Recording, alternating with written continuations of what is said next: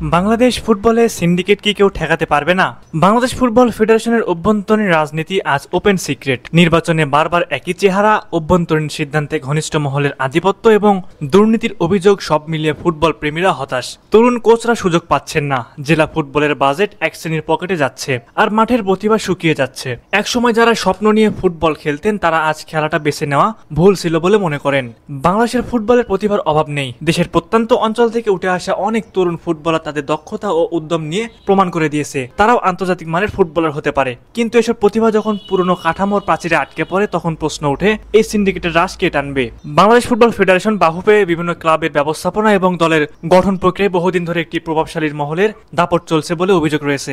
নির্বাচনের একই ধরনের মুখ বারবার, ক্লাবগুলোতে একই ধরনের ম্যানেজমেন্ট, কোচ নিয়োগ, গোপন চুক্তি, খেলোয়াড় নির্বাচনে পক্ষপাতিত্ব, সবকিছু একটি সিন্ডিকেটের অংশ বলে মনে করেন অনেক ফুটবল বিশ্লেষক।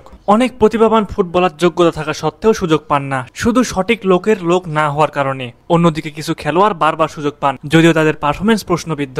এতে ফুটবলের প্রতি আগ্রহ হারিয়ে ফেলছে তরুণ প্রজন্ম। স্থানীয় লীগ, জেলা ফুটবল সবখানেই প্রভাব বিস্তার করছে সিন্ডিকেট। এখন প্রশ্ন হলো, এই সিন্ডিকেটকে ঠেকাবে কে? সাধারণ ভোটার, ক্লাব কর্তৃপক্ষ, মিডিয়া এবং ফুটবল প্রেমীরা যদি ঐক্যবদ্ধ না হন তাহলে এই চক্র ভাঙা সম্ভব নয়। ফুটবলের স্বচ্ছতা ফেরাতে দরকার গণমাধ্যমের আরো সক্রিয় ভূমিকা, নতুন নেতৃত্বের উত্থান এবং তরুণ প্রজন্মের এগিয়ে আসা। সিন্ডিকেট বলতে এখানে বোঝানো হচ্ছে এক ধরনের প্রভাবশালী গোষ্ঠী যারা দীর্ঘদিন ধরে ফুটবলে প্রশাসন, কোচিং, খেলোয়াড় নির্বাচন, ক্লাব ব্যবস্থাপনা এমনকি রেফারিং পর্যন্ত নিয়ন্ত্রণ করে আসছে। এরা মূলত নিজেদের স্বার্থ রক্ষায় কাজ করে, যেখানে প্রতিভা নয় বরং পরিচয়, সম্পর্ক ও সুবিধা আদান প্রদানই মুখ্য।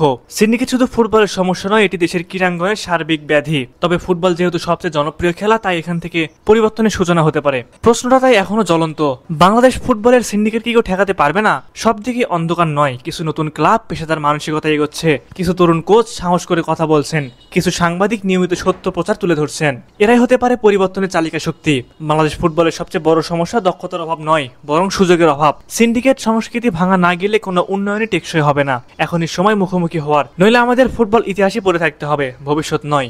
আপনার মতামত আমাদের জন্য গুরুত্বপূর্ণ। আপনি কি মনে করেন সিন্ডিকেটকে ভাঙা সম্ভব? অবশ্যই আপনার মূল্যবান মতামত আমাদের কমেন্ট করে জানাবেন।